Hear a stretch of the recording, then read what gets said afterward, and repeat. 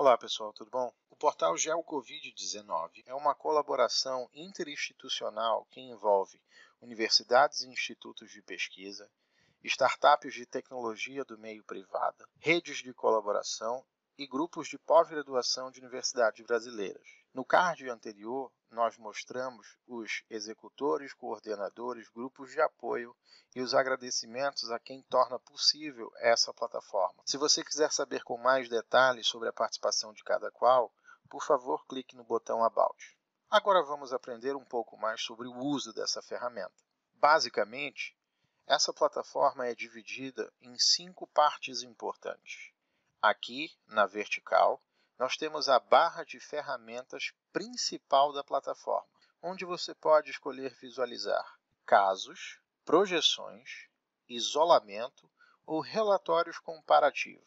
Ao primeiro momento, a estatística que você vê diz respeito ao cenário nacional, ao país inteiro. Portanto, no Brasil existem 27 estados afetados no país, o que significa 26 estados mais o Distrito Federal, portanto, todas as unidades da federação, até o dia 27/5/2020, portanto, ontem, nós tínhamos 412.607 casos confirmados, 25.623 óbitos confirmados, o que dá uma letalidade de 6,21%. É importante nós dizermos que a última atualização desse banco de dados foi feita hoje, 28/5/2020, e que estes dados são originários de uma iniciativa chamada Brasil.io.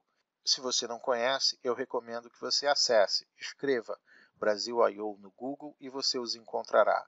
Trata-se de uma iniciativa absolutamente gratuita que é chave para a criação de plataformas como essa. Seguindo mais abaixo, você tem o gráfico das curvas acumuladas, tanto dos casos quanto dos óbitos, repetindo, para o país inteiro. Aqui você pode clicar sobre a série de dados que lhe traz maior interesse. Se você clicar nesse minuto sobre óbitos, você visualizará apenas os casos confirmados. Note que haverá um ajuste automático da curva. Seguindo de maneira descendente, nós temos o gráfico do número de casos reportados por dia. Ao deslizar o mouse sobre as barras, você pode verificar tanto o dia quanto os casos por dia. A mesma coisa é verdade para a série de dados de óbito. Descendo ainda mais na parte mais inferior possível desta região da plataforma, nós temos um ranking, que neste caso, nessa visualização em escala nacional, se refere ao ranking dos estados organizados de maneira descendentes, de acordo com o total acumulado dos casos confirmados. São Paulo é o estado que registra a maior quantidade de casos, seguidas por Rio de Janeiro, Ceará, Amazonas e Pará. Mais ainda, além desta área, nós temos esta barra de controle temporal. Ela será útil quando nós estivermos fazendo projeções. Ela controlará até que ponto no tempo as projeções serão válidas. Aqui, neste menu, nós controlamos a unidade da federação que você deseja visualizar, seja um estado ou um município. Mais à direita, nós temos os controles de visualização do mapa, zoom in, zoom out, alternar entre visão estadual, a que vocês veem agora, e a municipal, a que vocês veem no minuto em que eu clico nesta opção, e a tradução da plataforma, disponível hoje em português e em inglês ao clicar sobre este botão. Vamos então alterar para a opção de projeções. Perceba que a barra temporal automaticamente destacou até o 30º, que significa dizer que a partir de hoje, 28/5/2020, todas as informações gráficas que vocês veem à esquerda dizem respeito a uma projeção para até o 30º dia a contar do dia 28/5. Vamos escolher uma região qualquer.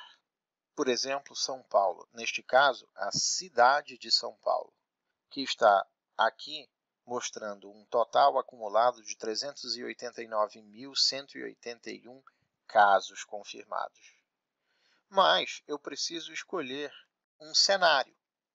Lembrem-se, modelos de previsão, modelos de projeção, requerem a escolha de um cenário. Aqui são dois: cenário sem supressão de fluxo, o que significa dizer sem medidas de isolamento, com supressão de fluxo, o que significa dizer adotadas medidas de restrição de mobilidade. Vamos escolher com supressão de fluxo. Ao escolher com supressão de fluxo, para o 30º dia a partir da data de hoje, 28, nós temos 150.926 casos. Aqui nós temos os gráficos de casos acumulados em vermelho e os casos ativos em amarelo. Os casos ativos significam os casos confirmados menos os casos recuperados para aquele dia. Isso nos traz a informação dos casos ativos.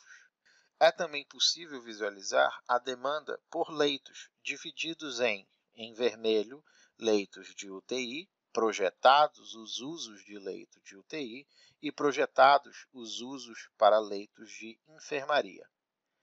Mas lembrem-se, modelos significam a tentativa de projetar uma dada situação em um dado cenário. Para que você entenda os parâmetros dos modelos que nós estamos utilizando aqui, é necessário que você clique sobre Descrição dos modelos. Uma nova página se abrirá com um PDF descrevendo os modelos em detalhes, como estão definidos os cenários, com supressão e sem supressão, a explicação detalhada do modelo. Aqui cabe uma nota muito importante. O modelo aplicado nessa plataforma é um modelo de relativa alta complexidade.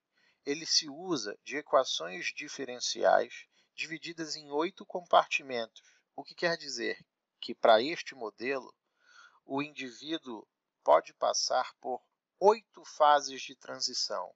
Ele pode ser suscetível, exposto, infectado assintomático, infectado sintomático, hospitalizado em leito ambulatorial, hospitalizado em leito de UTI, recuperado e óbito. São 8 possibilidades distintas que podem ser modeladas. Cada uma das equações diferenciais utilizadas para cada um destes compartimentos está disponível aí. E mais importante, os inputs do modelo que nós utilizamos para cada um dos cenários são extraídos da rede de pesquisadores covid19br.org, da rede de fornecimento de dados inloco.com.br e do Instituto Brasileiro de Geografia e Estatística. Juntando todos esses dados públicos aos dados resultados dos testes de confirmação e óbito das secretarias estaduais, é que nós criamos esses modelos. Vamos voltar para a plataforma. De volta à plataforma, nós temos aqui o modelo projetado para o 30º dia da cidade de São Paulo. Você pode aumentar essa barra temporal, por exemplo, para 65 dias. E o modelo se ajustará para o período do tempo que você escolheu, 100 dias. E o modelo se ajusta novamente. Você pode, portanto, tentar prever o momento de ascendência ou descendência, seja do uso da estrutura médica ou do número de confirmados e casos ativos acumulados. Outra possibilidade é o botão isolamento na barra de funções da plataforma. Ao clicar em isolamento, o que você tem é a demonstração dos índices de isolamento social estado a estado. Neste caso, o estado de São Paulo para o dia 27/5/2020 teve 41% de isolamento, segundo o que é apresentado na página da Inloco. Aqui você pode clicar em inloco.com.br e visualizar o trabalho realizado por essa instituição. Nós temos aqui um gráfico de isolamento social ao longo do tempo e nós temos um ranking, estado a estado, do isolamento social sendo cumprido. Neste caso, para este dia, 27/5. Amapá liderando com 51,8% e Goiás e Tocantins próximos de 36%. Outra possibilidade bastante relevante é a possibilidade de criar relatórios comparativos entre estados ou municípios de sua escolha para um elemento ou outro também de sua escolha. Por exemplo, vamos dizer que eu estou interessado em projeções e que eu quero avaliar casos ativos. e quero fazer uma comparação entre capitais do norte do país, Belém, Manaus e Macapá. Ao escolher estas 3 capitais, o que nós temos nestes gráficos são, na linha de maior quantidade, em verde, nós temos Manaus SS, o pico em 41. O que isso significa? Significa o cenário de Manaus sem supressão de fluxo. A partir do 41º dia contado de hoje, seriam 51.976 casos ativos. Se nós estivéssemos falando de Belém, em roxo, nós temos, sem supressão de fluxo, um pico no 33º dia, demonstrando 45.052 casos ativos. Em pontilhado, Belém com supressão de fluxo. Portanto, há um achatamento muito grande entre situações sem supressão de fluxo e com supressão de fluxo. Isto para Belém. O mesmo para Manaus. A curva de Manaus com supressão de fluxo é inúmeras vezes menor que a curva do mesmo atributo sem a supressão de fluxo. E aqui nós temos, por fim, Macapá. Essa curva de menor quantidade de casos refere-se a Macapá, sem supressão, com supressão. Mais abaixo, nós temos um gráfico de escala logarítmica para o mesmo atributo. O que a escala logarítmica nos permite é que nós podemos verificar ascendências ou descendências dos casos no tempo de maneira mais facilitada. Todas as 3 curvas sem supressão de fluxo e com supressão de fluxo estão aqui representadas em escala logarítmica. Manaus, Belém, Macapá.